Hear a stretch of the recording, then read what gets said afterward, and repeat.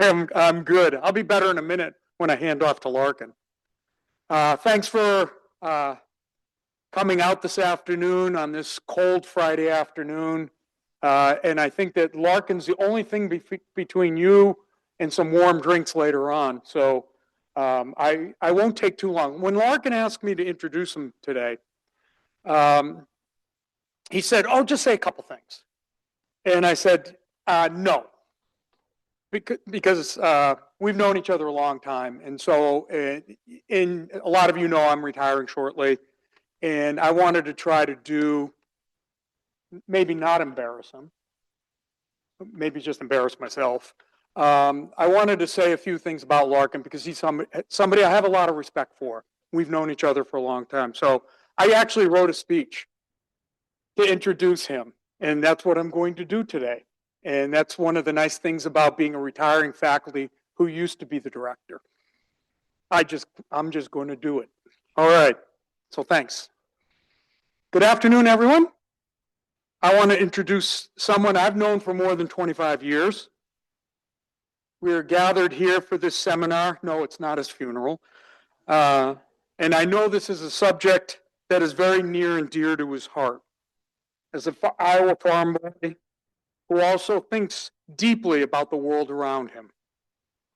Larkin has spent the better part of the last 3 decades thinking deeply about a deceptively simple question. How did we get here? I think it's fitting for us to be here talking about conservation, wildlife, land use, farming, and the history of the Great Plains. Because in my mind, those topics are what I think defines how I think about Larkin Powell's intellect. Someone who is phenomenally good at synthesis. His answer to that question spans centuries, including geology, people, continents, and disciplines. He's a conservation biologist by training, a scientist who studies wildlife populations, and the complex ways that ecosystems respond to human management. But he's also a good storyteller, and I'm very jealous of that, who understands that you cannot solve tomorrow's conservation problems without understanding yesterday's choices. Over the past 25 years, I've watched Larkin do something remarkable. He's built a career that bridges worlds that, until recently, often don't talk to each other. And we have the new generation sitting in here too. But he was ahead of the curve on this. He now directs the School of Natural Resources here at the University of Nebraska, where he continues to mentor the next generation of scientists. He's published over 140 peer-reviewed papers, written textbooks, and advised countless graduate students. But he's also a poet. He's a published poet. He photographs, he blogs, he writes. He thinks often about the moral dimensions of our relationship with the natural world. What ties all of this together is a conviction that understanding why we've made the choices we have is essential to making better ones going forward. In his book, Best of Intentions, which I am, by the way, reading right now, haven't finished it yet, is a culmination of 20 years and of that conviction. It's a history of Nebraska told through the lens of natural resources and wildlife, but that's shorthand for something much more ambitious. It's a story of geology shaping what is possible here, of Native Americans living within and shaping those possibilities for millennia, of pioneers and settlers arriving with their own assumptions, their own technologies, and their own intentions, and of how agricultural development transformed a landscape in just a few generations. It's also, and I think this is crucial, a book about path dependency. The idea that history matters not because just because it's interesting, but because the choices made at critical junctures constrain and enable choices that we make today. Once you plow the prairie, you cannot simply will it back. Once you dam a river, the ecology downstream is forever altered. Once you introduce species, it changes the community. Larkin understands this to his core as both a scientist and a storyteller. What I've always appreciated about Larkin is that he brings genuine humility and humanity to his work. Sorry, I'm going to get choked up. I like saying good things about people I like. He doesn't present this history as simply a tale of decline and redemption. He recognizes that people, indigenous people, settlers, farmers, conservationists, and others who made decisions impacting our Nebraska landscape based on the information, values, and constraints they faced. This book gives us a context to understand those decisions, and in doing so, it gives us perspective on our own. Please join me in welcoming Dr. Larkin Powell.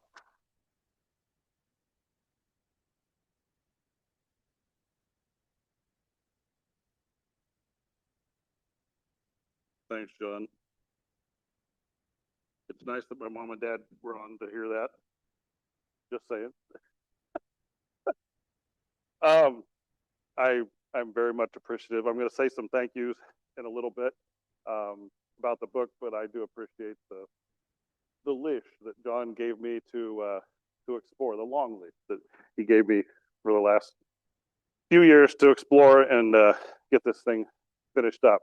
It's been a 20-year process to literally 20 years of finding things in historical archives and actually learning about the state that was my state of residence by choice, having grown up on a farm in southern Iowa. And so what we want to talk about today is our landscapes. And I want to have us think together about the changes to those landscapes. We're in a critical and important historically part of right here in the heart of the Great Plains. So I do want to talk today about how we got to where we are today, what we've gained and lost, and what that means for the future, and how the land that we're shaping now, those choices that we're making will be important for the next several years to come.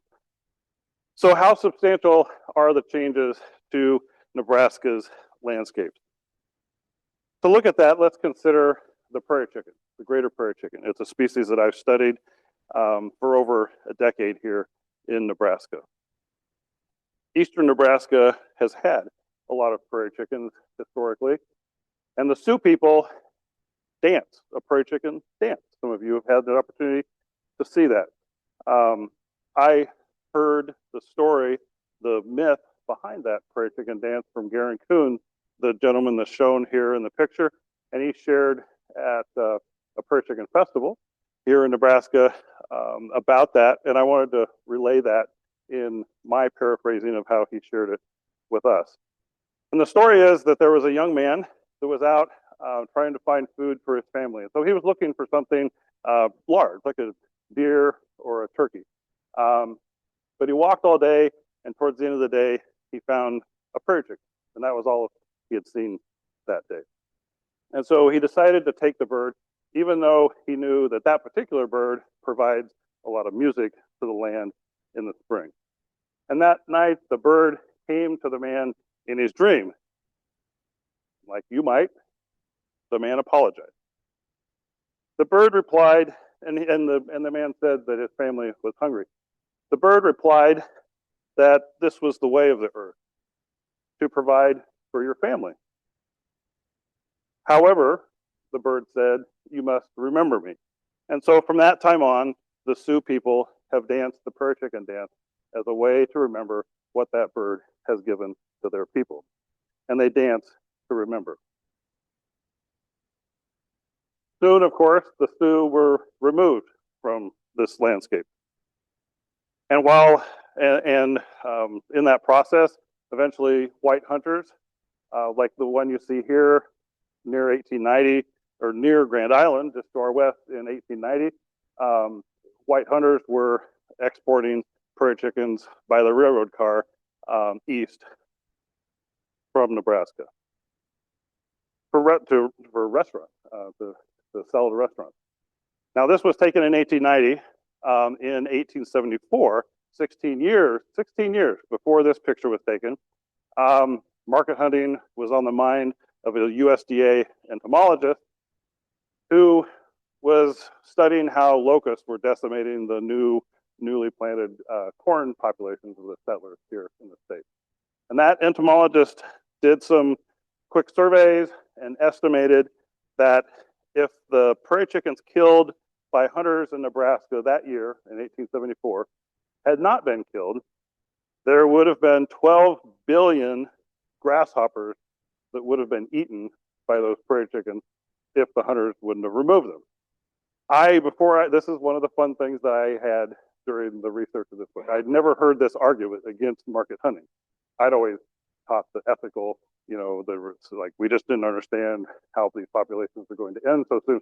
Well, there were people that were very concerned about the logistics of what was going to happen if you took these insect-eating birds off the landscape. This is a photo from the archives of from the photo album of a friend of ours. His name's Leroy Roth. He goes to church with us. And Leroy is the guy on the left. And this picture was taken in 1964. You can see a lot of pheasants on the ground there. By 1920, 40 years, Leroy is not quite that old, 40 years before this picture was taken, Nebraska had introduced ringneck pheasants because prairie chickens were almost gone in eastern Nebraska.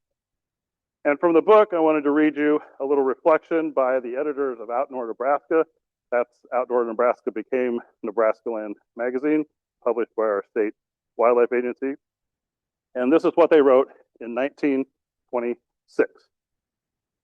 They wrote, unfortunately, there are some things which the breaking plow took from us that can never be returned.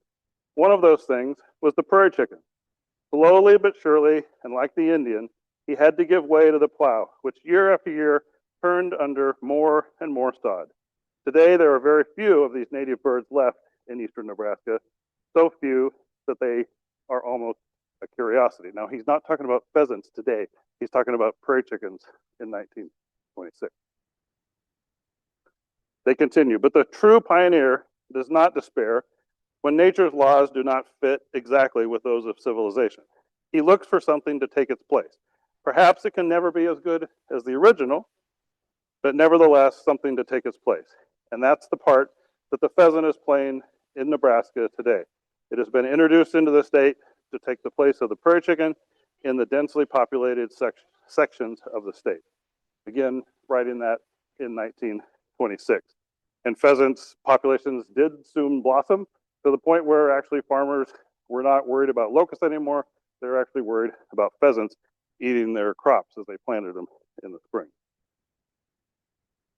Well, they don't have to worry about that anymore.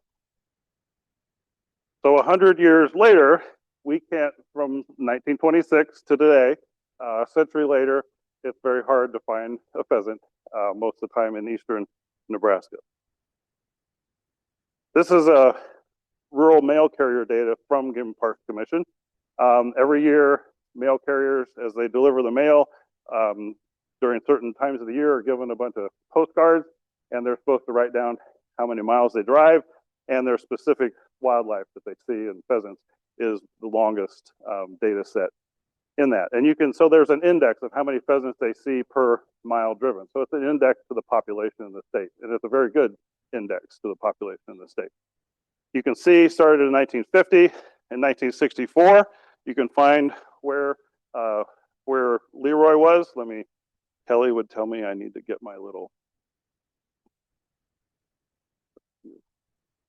thing here. Thanks, Kelly. So in 1964, maybe they were a little perturbed because pheasants were down from the previous 2 years. And then, not to just make you do some math quick in your head, but in 1968, I was born. And so that's how you can see, like during my life, that's what I've seen of pheasant populations, not only in Nebraska, but in Iowa, where I was raised, and to the point now where nobody ever comes to my mom and dad's door like they did back in the 70s to ask if they can hunt on our land for pheasants. So the story encourages us to ask, based on these two chicken-like birds in the same taxonomic group that were replaced each other. The story encourages us to ask things like, why did the Sioux disappear? Why did the prairie chicken disappear? And why did have pheasants almost disappeared from our landscape? Throughout history, every generation has made decisions that they are faced with, and they've done it with the best of intentions. We usually make immediate, fairly short-term decisions to feed our family, much like the Sioux. And perhaps we sometimes forget to dance to remember. So I want you to come with me and explore Nebraska's landscapes a little more in depth, and let's consider what's changed in our landscapes and what's driven those changes. Before we do that, though, somehow how's that? All right, next. I want to just make the point that this is not a seminar about finger pointing. I've lived a lot of what's happened on this landscape through my life as well, like John said. And so you can see here on your left, a very young Larkin. In my mind, our hair is exactly the same color from where I see. But that's my high school 4-H soybean project on our farm in southern Iowa. In the book I wrote, the farm gave me spaces to wander and observe animal and plant dynamics. And hindsight suggests that those experiences jump-started my decision to become a wildlife biologist. The journey that I took then I went to graduate school eventually. Some of my college friends from undergraduate ended up busting the doors down today. So I'm glad that they're here too. Sorry, there's no Graceland pictures here, folks. But we've got, I studied ducks at Iowa State in grad school. So that's what part of my path. And eventually ended up here at the University of Nebraska in 2001. And one of my first research projects a few years later was to study pheasants in northeast Nebraska. So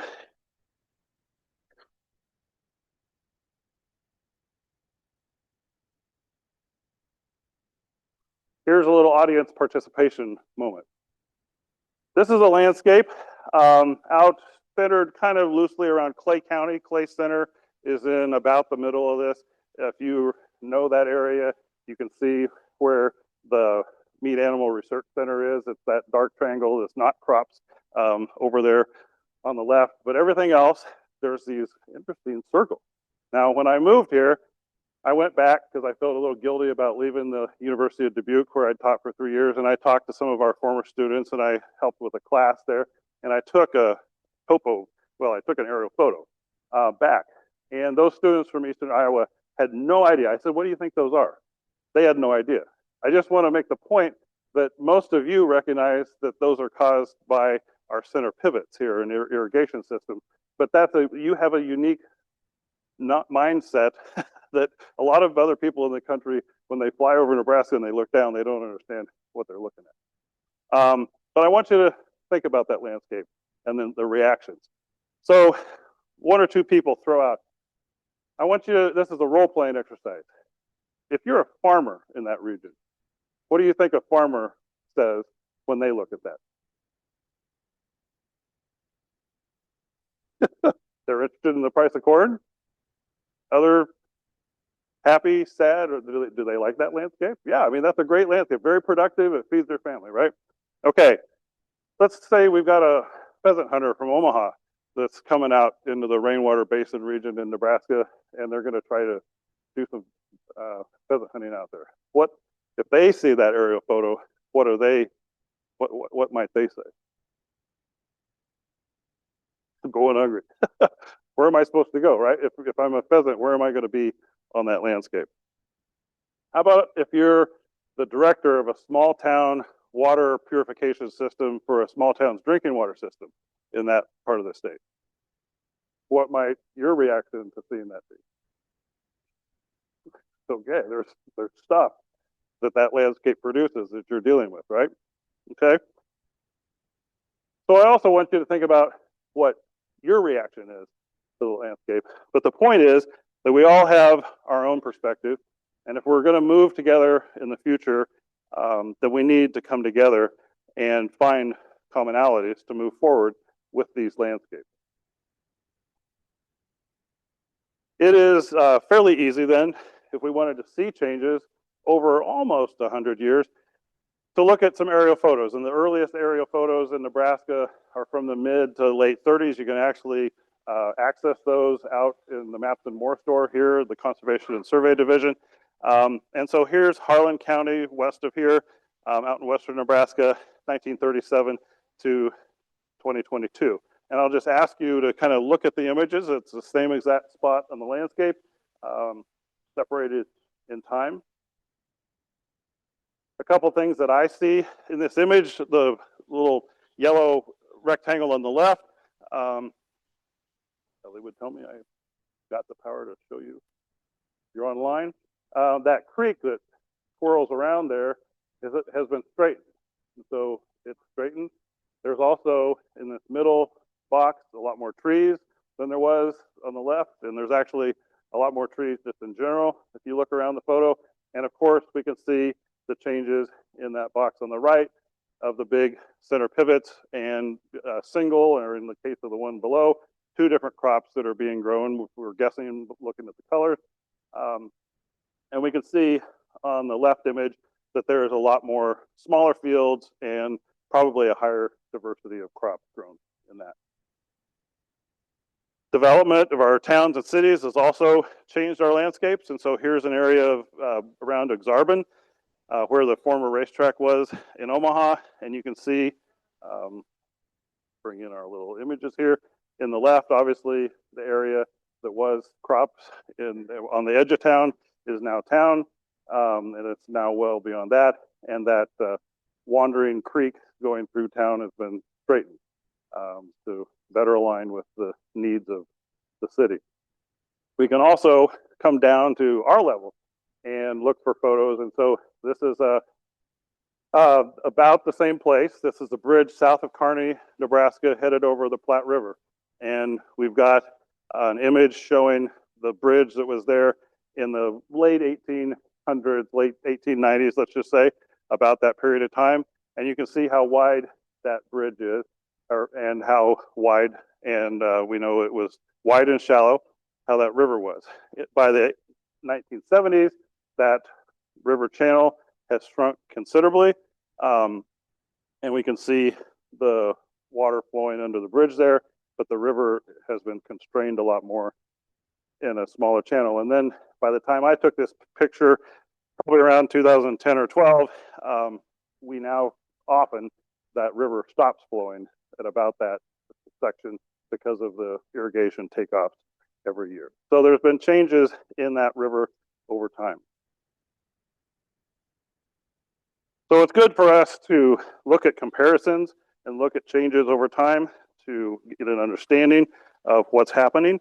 Another concept of landscape change that I want to talk about today is the time scale that those changes happen in, and to stress the speed at which those changes often happen in our landscape. And so I'm going to use the word pulses today. It's not like completely like things happen in the blink of an eye, but it can be almost that fast in a relative sense, at least. It only took about 40 years from the 1830s to the 1870s for the peoples that had been the native peoples on the plains to be completely replaced by another people that are now on the plains. These 2 images were taken about 70 miles apart in the central Platte River Valley, and we've got Pawnee people at the top and early homesteaders on the bottom. Dust Bowl in southern Nebraska here.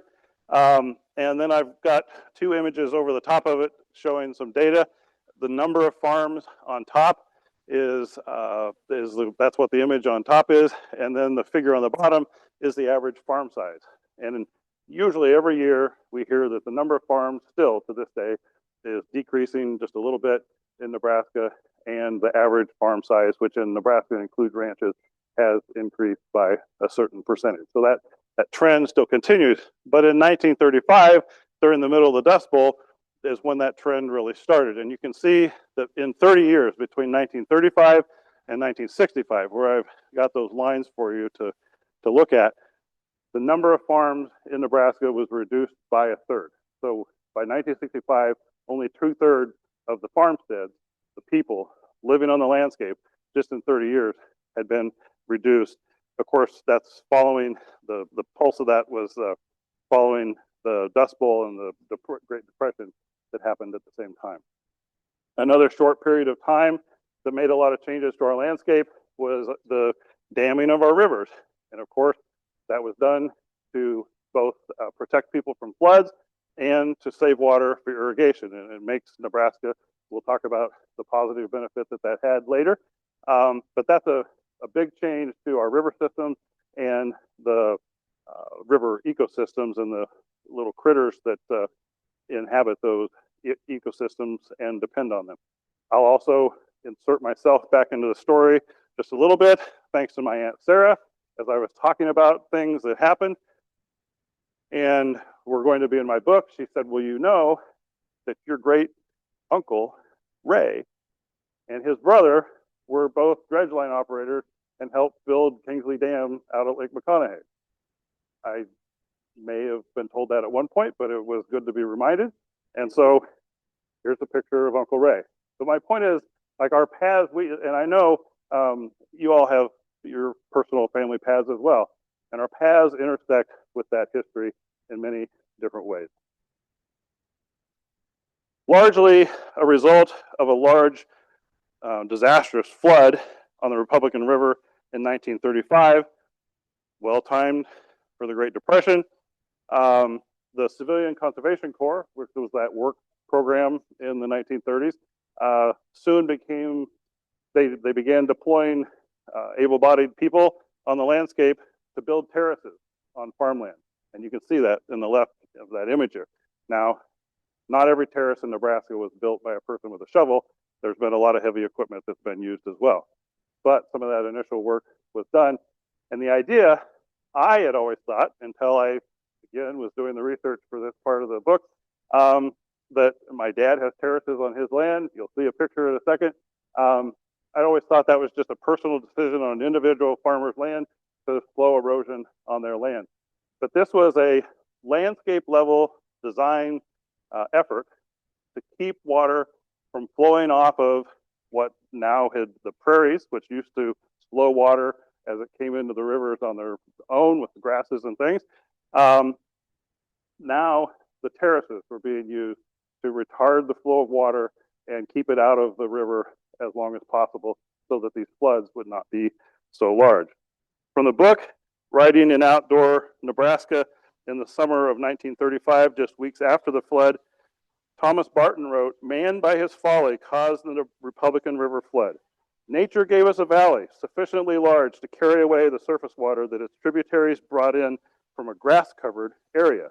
If man drains the water into streams too rapidly and the stream beds are too small to hold the enormous volume, then man also must assume the ensuing responsibility." Less than 30 years later, after the picture on the left there were enough terraces in Nebraska that the USDA pronounced that their length would circle the earth 4 times at the equator, over 100,000 miles of terraces in our state. And if you want to try that, that's just, I got out my calculator to do this for this presentation. That's 232 trips across the length of Nebraska, back and forth, back and forth, back and forth. That's how big that is if you want to bring it down to our relative scale. So, landscape change. This image shows the top part of the graph shows total acres under cultivation in Nebraska. And by 1920, we had as much land in general under cultivation as we have today. So it's varied since then. But the issue in general is not how much land we have under cultivation in Nebraska, but it's the change has been what the crops have been that are being planted on those acres of production. At the bottom, you can see 2 different symbols. The open symbols, the circles, are corn, soybeans, and other row crops. And then we have small grains, wheat, oats, sorghum, and other small grains, rye, things like that, barley, that are the little triangles. And you can see that through time until 1972, and we'll talk, something happened in 1972, those things pretty much were parallel with each other. And then all of a sudden, something split. So this pulse that we see in that case was a dramatic shift in which crops are covering our state.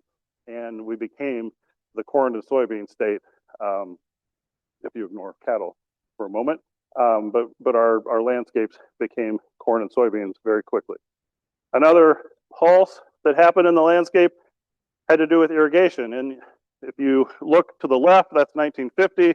And then about the time that it reaches kind of an asymptote, and we've got about the same amount of irrigated lands on this graph, is in the around 1980. So in 30 years, we went from having relatively no irrigated acres in Nebraska to having twice as much irrigated acres as we have rain-fed acres. I grew up on a rain-fed farm, and the extent to which Nebraska had irrigation impressed me when I moved here in 2001. In 1974, eerily similar to 1972 that we just talked about on the previous slide, that's the year when we had just as much irrigated acres as we had rain-fed. And ever since, we've had more irrigated acres than non-irrigated. So those are pulses of landscape change that happen within a relatively short period of time. Here's a farm landscape in the 1930s, late 1930s in Kearney County.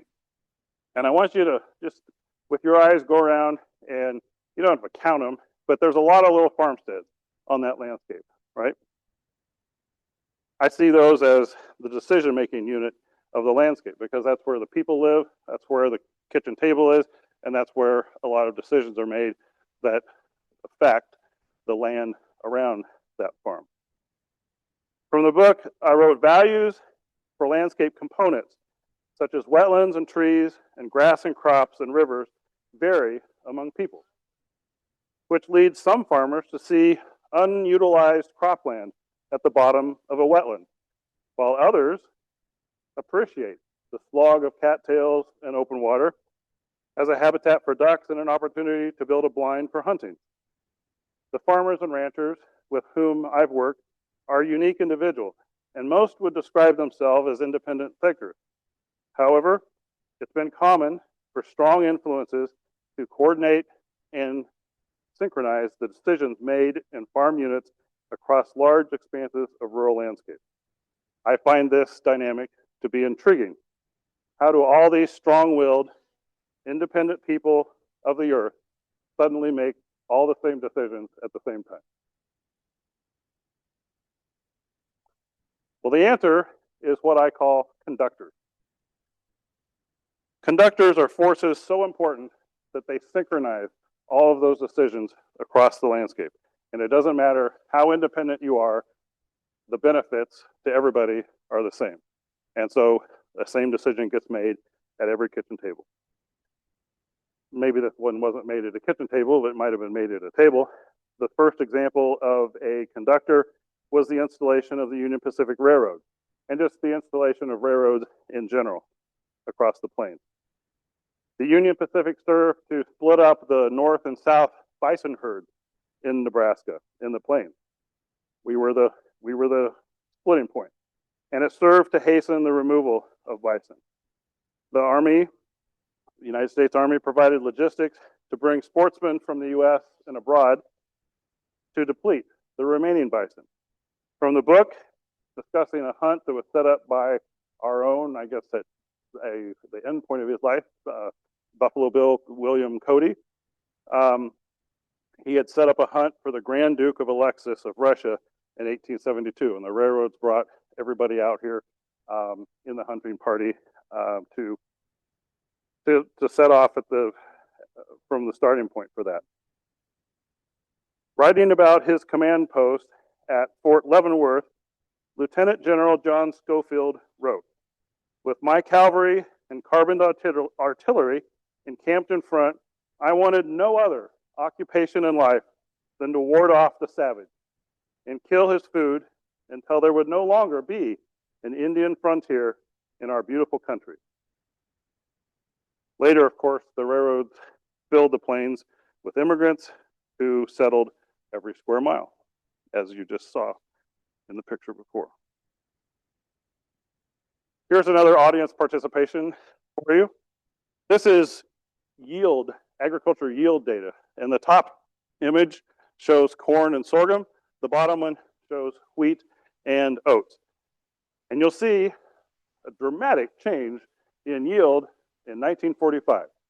Now, some of the students in the room, or some others, have had the displeasure of hearing my talk about Hitler and World War II and its impact on our landscape.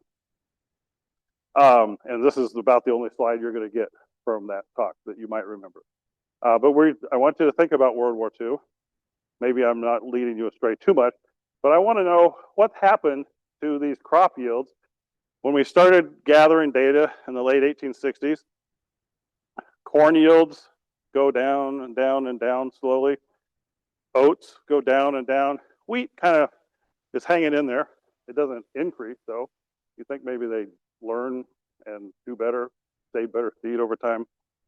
But are farmers just getting progressively worse at making decisions during this time period, or what's going on? Anybody have an idea? There was a fertilizer. I saw an N being made by Dr. Wadeen in the back. So basically the soil is being depleted because what's the only source we can add to get more, at that time, to get more nitrogen fertilizer in the ground? What did we have? Manure from our livestock. So that's all we could do was add manure, which is not the greatest source in terms of, percentage nitrogen out there. So basically we were just, because we were intensively cropping relatively at that time, every square mile, there was no, land being left alone for a while, and like as our native populations were not as intensively using the landscape. Now we're using every square mile of the landscape, and so over time the soil was just being depleted by nutrients. So those conductors, we mentioned synthetic fertilizer. So during the war, of course, we had all these factories to build nitrogen-based TNT bombs. Those could be retrofitted to produce nitrogen fertilizer after the war. And there's a fun little advertisement from the Nebraska farmer that, with data next to it, that showed conclusively that it was worth purchasing the fertilizer because the yields you would have afterwards, because of the university trials that showed it, you would have money left over that you pay for your fertilizer, plus buy your wife a dress, a tablecloth, and curtains is what that ad is suggesting. And so you better get with it and start using fertilizer. Before the war, Dr. Wadeen stopped by my office and told me I had missed this, but we're celebrating the 100th year of hybrid seed corn this year. And so this was not a result of the war. It was a technology that was developed before the war, but it actually needed that synthetic fertilizer to maximize its benefits. It was very nutrient hungry crop, and so that hybrid fertilizer provided, or hybrid seed corn provided a lot more yield. And in about 10 years, they were able to convince people who their living was to grow seeds, and then they used them the next year, to buy seeds from somebody else so they could plant them, grow more seeds, and sell them for feed rather than using them for seed. So that's a big 10-year transition. A very that technology was a conductor in a big way, and that change happened to the pulse.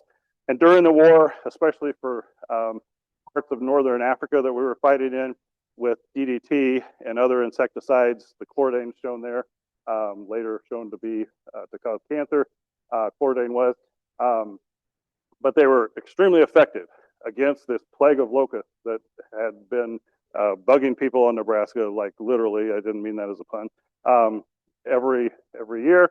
The locusts were a thing, insects were a thing, And so if you add all those things together, nutrients, insecticides to reduce damage to plants, and better seed and genetics, and other technologies through time, those yields just took off immediately.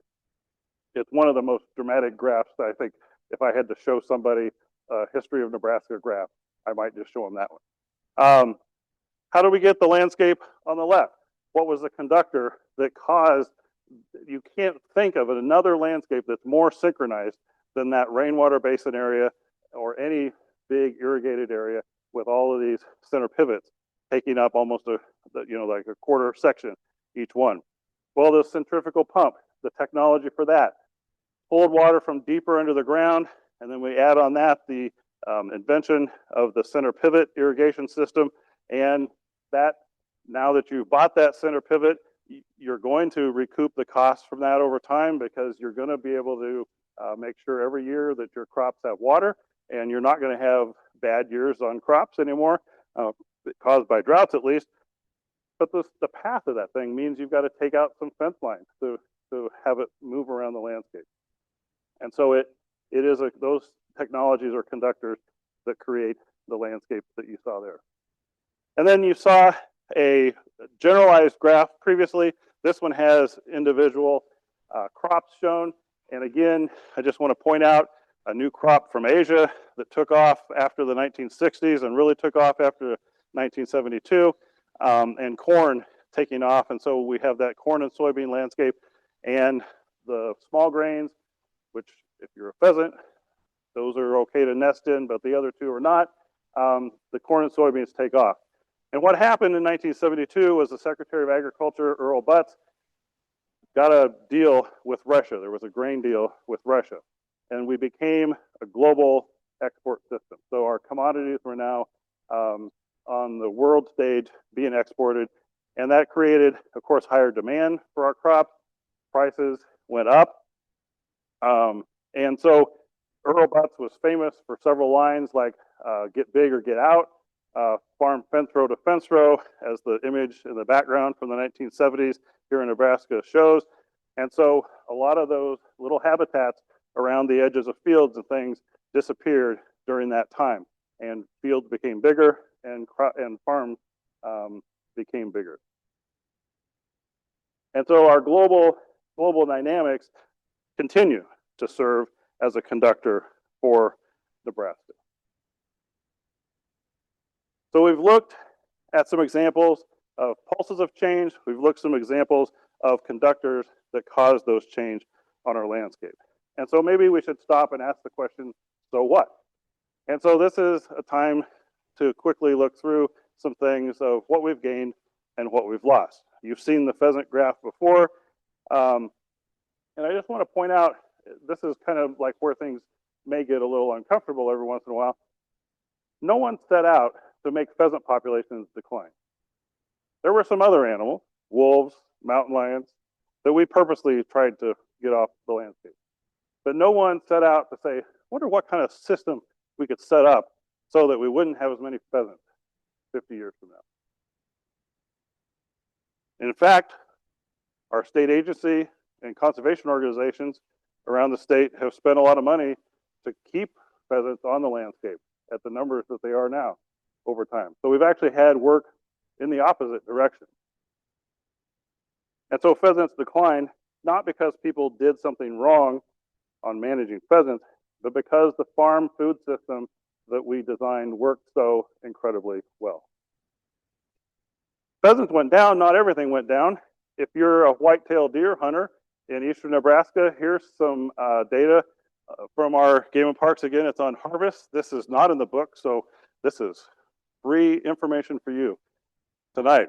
But I just, in looking at several things after thinking about, so think of 1972 and that global deal and the changes in crops that happened in Nebraska with especially corn and soybeans.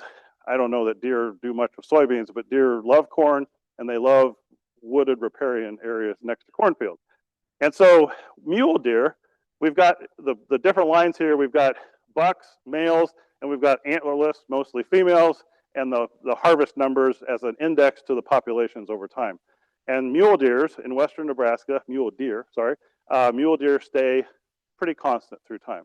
But you can see Earl Butts is responsible for the increase in our deer population in the state. Snow geese also increase. They love, as they come in the spring, they love to eat the waste corn in our field. And isn't it interesting that their populations took off after 1972? To the point where several years ago, people started being worried that they were going to eat out their tundra. Their populations were so big that they were going to eat out their breeding areas up in the tundra areas in northern Canada. Those two populations went up. Now, if you're trying to build a nest out in those landscapes, you're in trouble. And so grassland birds, maybe like pheasants, have the same trajectory. And you've heard there's been a lot about 3 billion birds lost since the 1970s. Grassland birds make up almost 750,000 birds of that 3 billion birds that have been lost as estimated. And the eastern meadowlark is shown here in the picture. Our state bird is the western meadowlark. And even with the sandhills and the grasslands that we have left, western meadowlarks have significantly declined in Nebraska over time.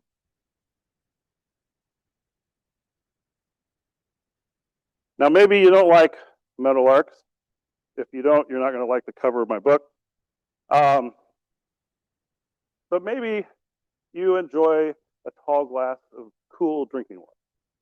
Well, this graph is from 1920 from our state water management agency, and it shows by township the level of nitrates in wells. And so you've got the average from all wells in that township. And what you can see is that other things in our landscapes changed as well.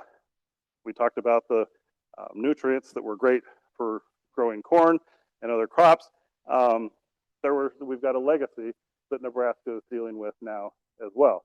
And so in this graph, if it's dark orange or purple, that means the average well is over the 10 milligrams per liter suggested health level of nitrates. Now, maybe you don't think you're having to pay more taxes where you live for water that doesn't have nitrates, but maybe healthcare is of interest to you. Well, this is a map from the American Ambulance Association. You learn a lot of new, interesting groups when you do research. Didn't know there was an American Ambulance Association.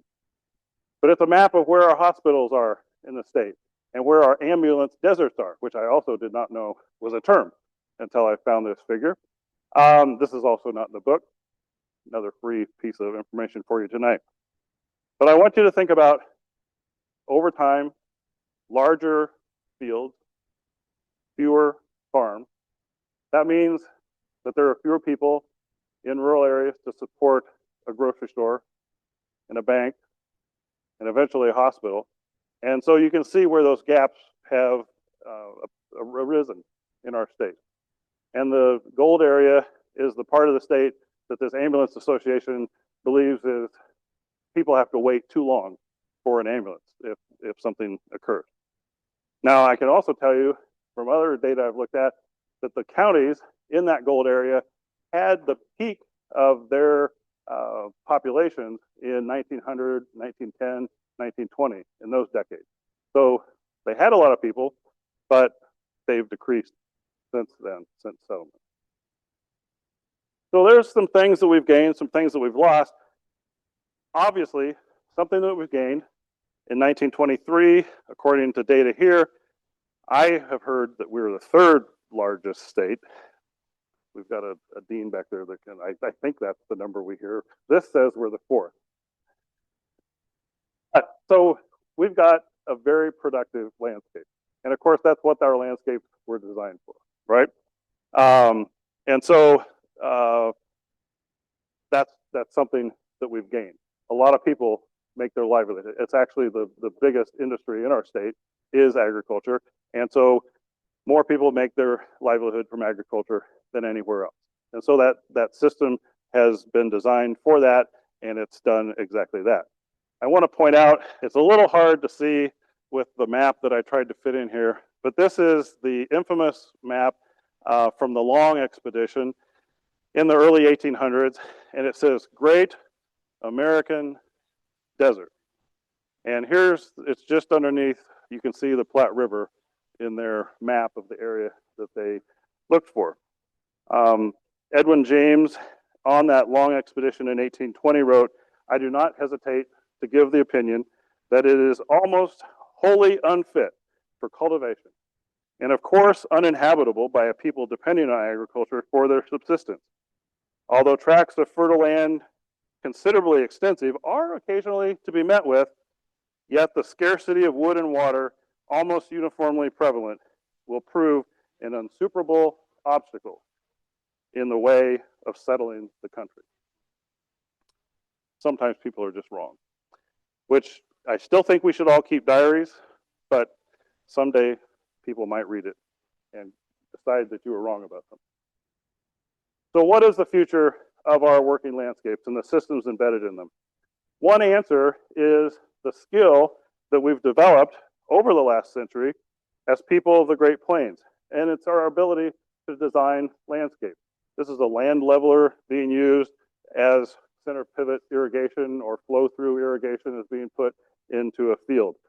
I've heard friends tell me stories of people that drain wetlands by spending the wintertime in a tunnel with a candle and a shovel to dig they're lucky they didn't die, to dig through the hill to be able to drain the wetland to the other side of the hill in some of the flatter places of our state where there just wasn't a good way to ditch that wetland out. We have resolved to change landscape. It's built into us, and we've been very good at doing it. Now that we know the long-term impacts of our past designs, I strongly believe that we can channel that resolve and passion and technology to improve our landscape. Nebraska has a long history of the land-grant university and natural resource districts and irrigation districts, bringing people together to learn new technology and new approaches to face the future and improve that future. And we need to harness that history for the future of our landscape. So what do we mean by landscape design? Let me take you to the farm field. This is my dad's farm field in southern Iowa, one of the parcels of land that 212 acres farm when I grew up. And I want to show you some of the design elements that are there. First of all, we can see in the middle, center middle here, there's some curved rows. And you can't see it incredibly well, but that's on a hill. And so those are contour. It's a simple method of contour farming where the rows of crops serve as little teeny terraces to prevent erosion down the hill. Now, Dad also put in grassed waterways. They take up space, but if you don't have them, you risk erosion straight down a draw. And so in some areas like this, there's grassed waterways. He went the extra step a few years ago. Well, first of all, let me pull your attention over here. There are some terraces. So there's a few terraces that he's built on some steeper hillsides. But a few years ago, when it started, the rain started becoming more inches per rain and stronger storms. He added some prairie strips. And so those are grass strips that go around the field. This was a thing that was started at Iowa State, and a technology, a design technology that spread across the Midwest. And so these are prairie strips. They start about maybe a third of the way down the hill, and then there's another strip down at the bottom to catch it. And so the physics of having an initial stop and then a final stop makes it like a terrace, but in his words, it costs less. And so he gives up a little bit of land, but he would have had to give it up for the terrace anyway. And then the last thing, that's the Ray Powell original, is 12 rows of corn and 12 rows of soybeans alternating across the hill. And so there's some places where you can see that on this. And the idea there is that it's a contour, but it makes sure that it's not a contour with just soybeans, which could wash off easily in the wintertime when there's no crops there to hold it back. And so you've got corn stalks every 12 rows to provide just a little bit more. And so it's an art piece of design, and it's simple design, and it's simple design that a person can do, make decisions on their own land. You can see that those design elements are not all found on every farm. If you look in the backdrop there, sometimes you'll see one or two elements. You might see a terrace or a grass waterway on another farm, but not as many as he has on his farm. So let's think about incentives to encourage people to have habitat out on the landscape. The incentives are things that can help us build towards the future. Let me walk you through this graph just a little bit. We've got at the top, you might be interested, corn prices have not just steadily gone up like the cost of living does in Nebraska. They've gone up in steps.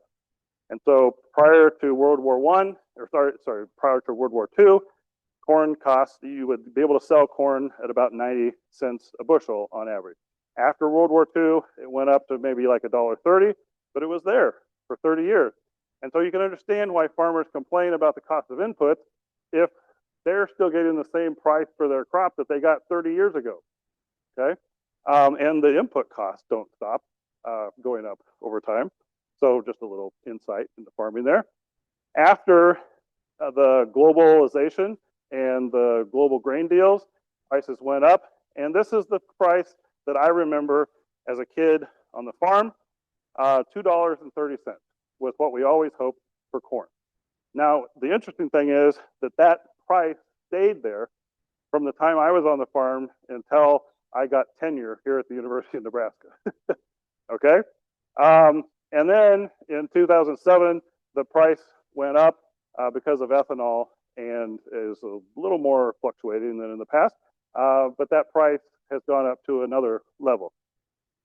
When commodities go up, land values go up. And so land values are in the middle graph, and you can see there's a little lag, but after the commodities go up, there's a land value. There's a little bit of correction each time. And so I got really interested in these land values. And so the bottom here is the Larkin-Powell boom and bust agriculture metric. And what I did here is I take the land value in a given year and divide it by the land value 10 years previously. So in 1920, it's a proportion. In 1920, the average land in Nebraska was worth twice what it was in 1910. That's what the 2 means, okay? And so you can see that during the Depression, there was actually a period of time where land was worth less than it was 10 years previously. And that's a problem, and that's why we had a depression. One of the reasons, or one of the impacts at least of that depression. But you can see that was a bust. Here's a boom following the war. There was a recession in the 1950s. Things got great again, and land was doing pretty good. People were encouraged to take out more and more loans. And then what I remember as a junior high and high schooler is the farm crisis. And that's period of time is why I'm not a farmer, because our parents encouraged us to go find employment elsewhere. And you can see the farm crisis bust right there, right?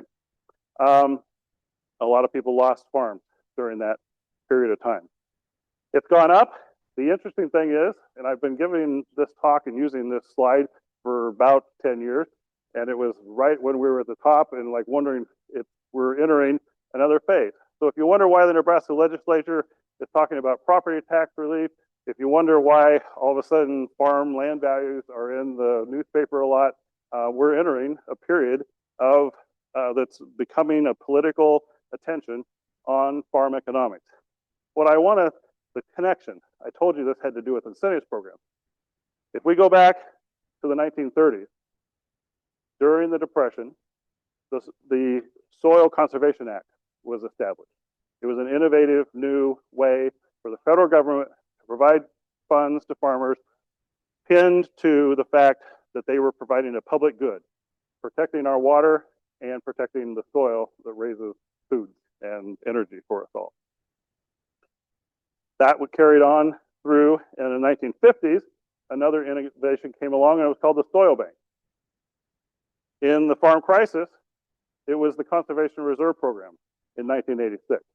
And so my question for us all to think about is, what innovative, we haven't had a farm bill since 2018. We're supposed to have one every 4 years. So are we on the brink of having enough political frustration out there on the landscape to force our policymakers to develop a new version of the Farm Bill. What would that new radical conservation program be? Well, what if every farm received just a little bit of an incentive payment to put like 5 or 10% of the habitat on that farm in some sort of habitat, natural grass or wetland habitat on their land? Maybe that's crazy. But in 2025, Nebraska had 600,000 acres of conservation reserve program acres on crop fields. And in 2025, we had 22 million acres of cropland. So our incentive program is covering 3% of our cropland area in Nebraska right now. It's just not distributed across every farm. It's distributed mostly in bigger chunks, like 40, 60, 80 acre big conservation reserve program areas.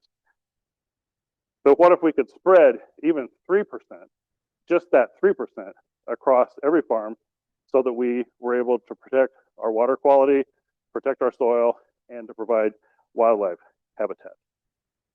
There is an effort for conservation planning around the country that's doing just that. And it started the last few years, and it uses those prairie strips. This is an ArcGIS mapping tool that if you, let's just say you have a willing watershed full of willing landowners that are interested in reducing nutrient runoff in their area. So people start to work with them, conservation organizations and groups start to work with them, and this GIS tool will suggest where the appropriate places in that landscape would be for those contour strips, for the grassed waterways, and for nutrient removal wetlands. So we're restoring some wetlands that have been removed off the landscape, using those to purify water as it heads downstream.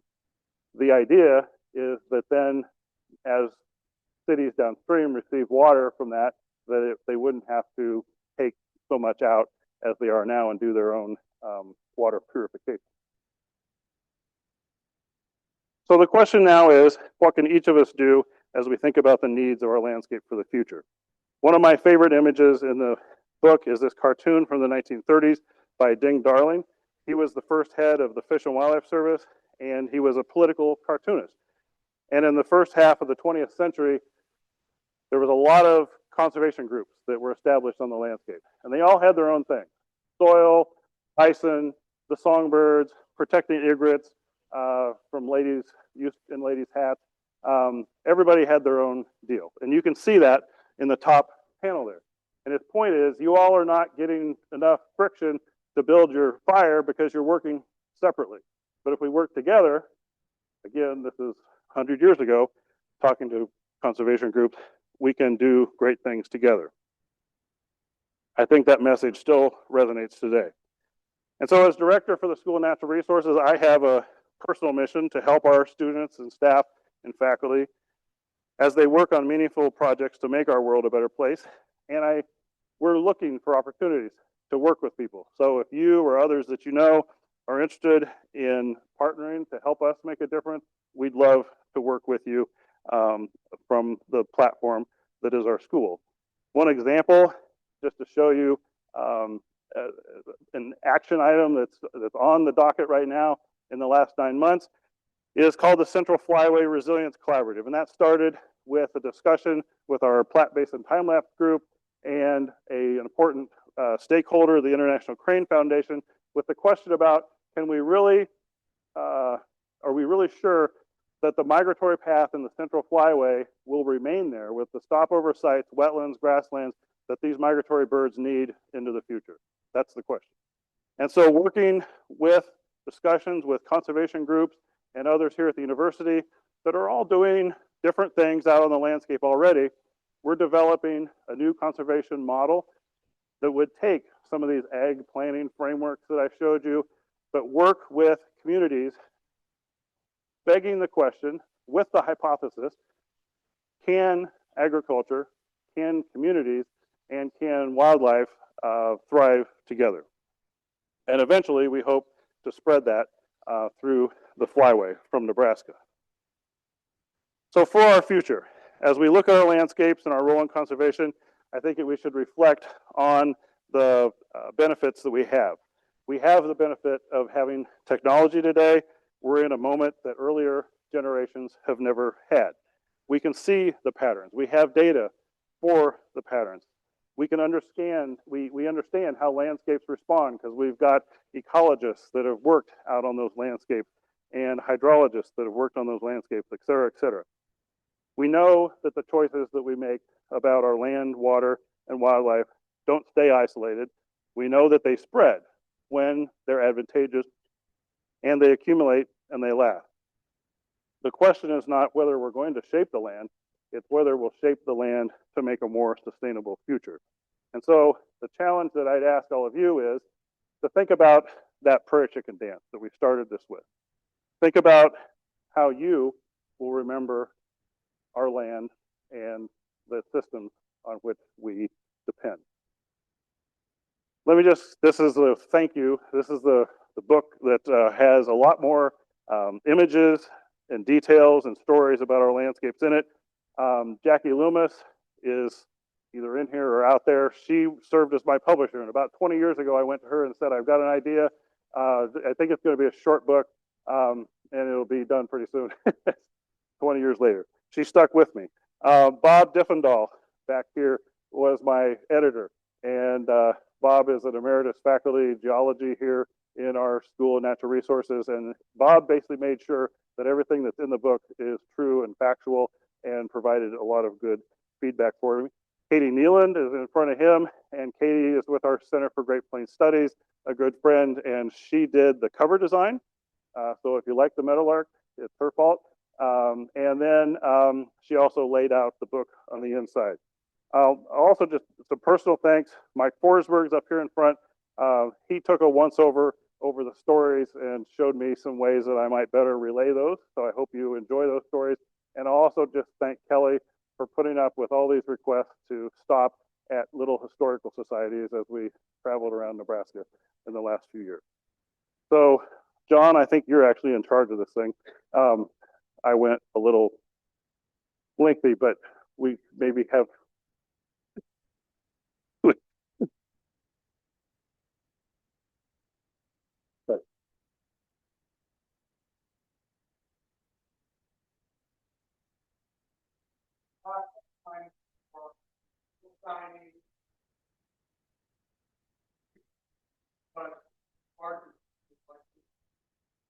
Sure. Maybe let's do 2 questions, and then if you have more questions, we can go outside. Any general questions from folks before we? Or it's time for treats. Yes, one.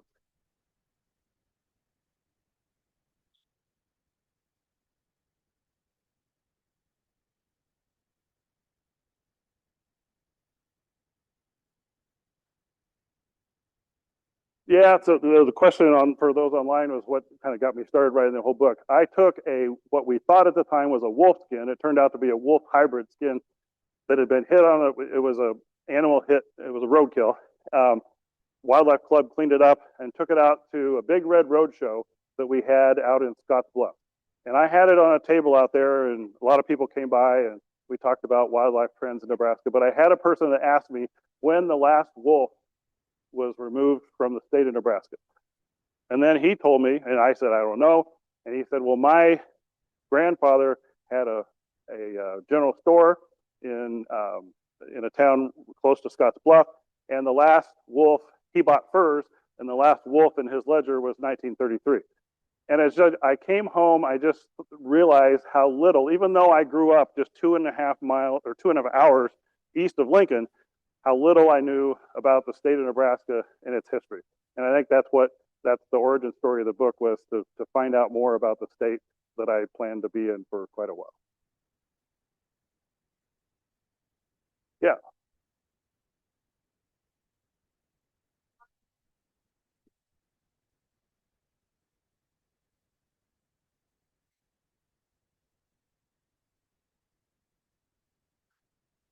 Sure. So the question was, what can people do to get involved out on the landscape? The first easiest thing that everybody in the room can do is buy a duck stand. It's like $25, and 99% of it goes to wetland and grassland conservation for waterfowl, and it benefits a bunch of other things. So they go into wetland restorations all over the state. So that's like, and you get a cute little stamp too. That's really, and you can make a collection. So that's a really easy way that a lot of people come together, and the amount of money that's spent every year from just those little individual prices is kind of a metaphor for how we all need to work together, because it ends up being a lot of money across the United States. I do think that being involved with conservation organizations, I think thinking about, even if you live in town, like, what's my nutrient runoff of my yard? Thinking about where your energy comes from and where your water comes from, and knowing a little bit more about those dynamics, and how important that landscape around you is to you is also an important thing. So becoming involved, but there's a ton of conservation organizations that I'll just pull Wachiska Audubon here in Lincoln does a ton of prairie restoration as a group, and they collect seed, and that goes to other prairie restoration. So, and each one of those conservation organizations has a story like that, where they're making a difference bit by bit. I think the other dynamic that what I'm hopefully underlays this is that we also need policy that will dramatically change landscape. We can't rely on Wachiska Audubon to save Nebraska, right? They're only so big, and they only have so much money. But farm policies and senators have a lot more power to change our landscape than each one of us do. So being involved politically is also a useful thing, I think. Let me thank you again for coming, and happy to meet you outside. And I'll encourage you to get a